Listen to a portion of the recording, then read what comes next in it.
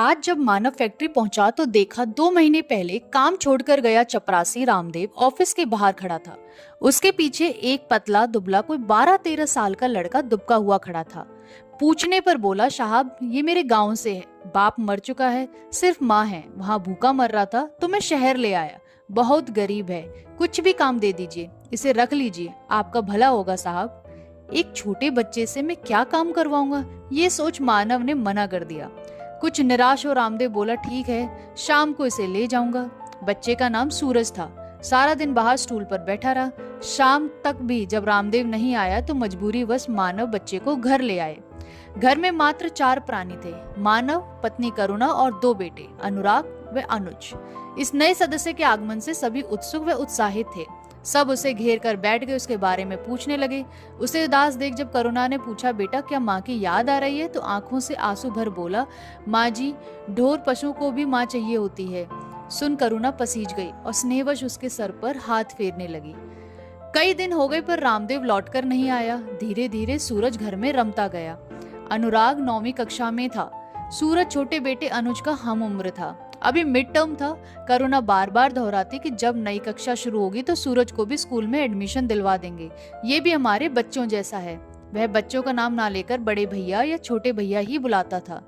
कुछ ही दिनों में सूरज घर के माहौल में ढल गया। करुणा के साथ छोटे मोटे काम कराने लगा। काम करते करते अपने गांव देहात की बातें बताता, अपने मीठे स्वर में लोकगीत गाता। दोनों भैया के स्कूल से आने का बेसब्री से इंतजार करता। जब वे दोनों पढ़ने बैठते तो जमीन पर बैठ अखबार पलटता, छपी हुई तस्वीरों को देख खुश होता।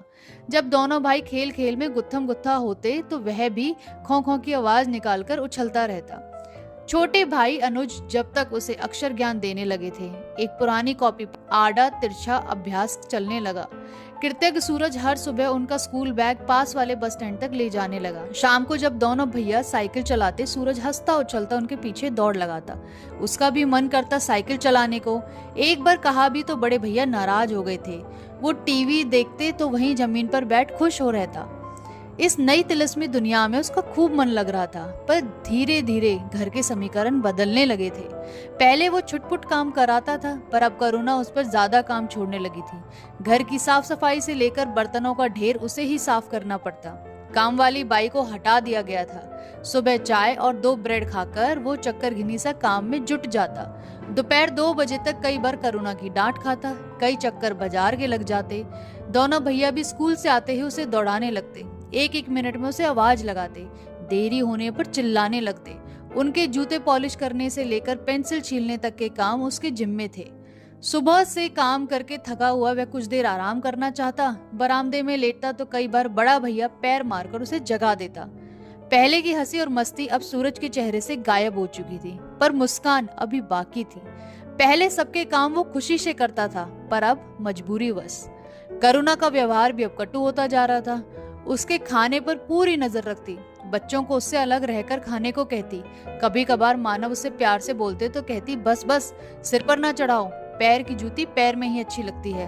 वह कड़वी बातें सुनकर भी अनसुनी कर देता, पर मन में कहीं कुछ घुट रहा था। रात को माँ की याद आंसू ला देती। मानव उससे सहानुभूति रखते थे, पर अपने परिवार को नियंत्रित नहीं कर पा रहे थे। छोटे बेटे का व्यवहार तो फिर भी ठीक था, पर करुणा और अनुराग का मन जाने क्यों सूरज के प्रति मलिन हो चला था। उसे स्कूल में दाखिला कराने की बात तो कहीं हवा में ही उड़ गई थी। रात को डांट खाकर सोता, पर सुबह जाने किस जिजी विशाल से मुस्कुराता हुआ फिर काम में जुट जाता। एक बार जब मानव शहर से बाहर गए थे तो करुणा की बहन अचानक आ गई। सूरज को फटाफट समोसे लाने को बोला। भैया लोग के स्कूल से आने में अभी समय था तो सूरज ने चुपके से बड़े भैया की साइकिल उठा ली। सोचा उनके आने से पहले ही घर आ जाऊंगा, पर समोसे की दुकान पर भीड़ थी तो देर हो गई। घर के दरवाजे पर ही दोनों भैयाओं से सामना हो गया। मौसी को आया देख दोनों चुप रहे, पर करुणा चिल्लाने लगी। उसके कान उमेटते बोली, बस खाने में ही शेर है तू और काम में कछुआ।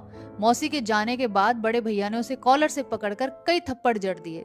साइकिल को हाथ लगाना उसकी नजर में अपराध जो था। वह माफी मांगता रहा, पर बड़े भैया का गुस्सा शांत न हुआ। आखिर धक्का मारकर उसे बरामदे में धकेल दिया।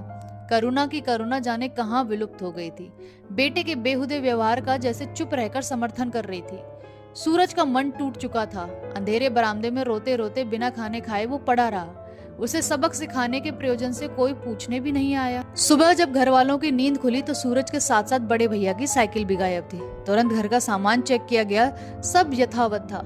घर से थोड़ी दूर साइकिल टूटी फूटी दिशा में पड़ी थी, पर सूरज का कोई अता पता नहीं था। एक बेबस बच्चे का आक्रोश एक साइकिल तोड़ने से अधिक इस परिवार का नुकसान नहीं सोच पाया, पर उसके मासूम मन पर मानवता और हमदर्दी पर कभी भी विश्वास न कर पाने की जो परत चढ़ गई थी, वो अब भी ना जाने उसके जीवन को प्रवाह कर कहाँ ले जाएगी। तो ये थी दोस्तों सूरज की। कैसी लगी आपको ये कहानी, मुझे कमेंट सेक्शन में जरूर बताइए। अच्छी लगी हो तो एक लाइक कर देना। नेक्स्ट मिलेंगे एक और हम अच्छी कहानी के साथ। Thank you.